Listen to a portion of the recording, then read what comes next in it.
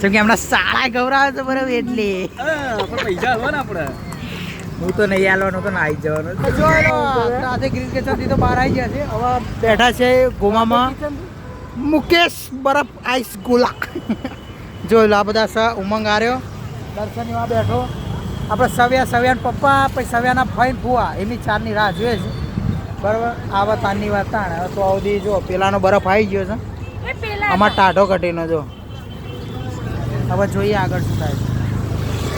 જો બધા આવી ગયા છે બરફ હોય ખાઈ લીધો પણ મજા આવી નહીં ના આવતા મુકેશભાઈ તો બેકાર બરફ આવે.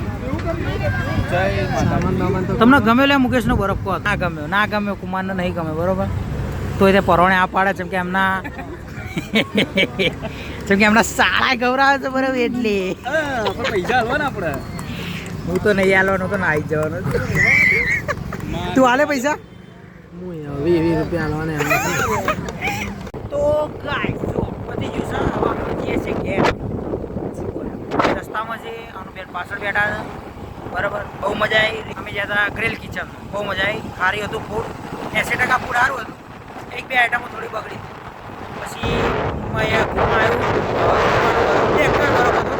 કદી જીવનમાં ના જાય બરફ બીજી વાર તો ના જ ચાલે.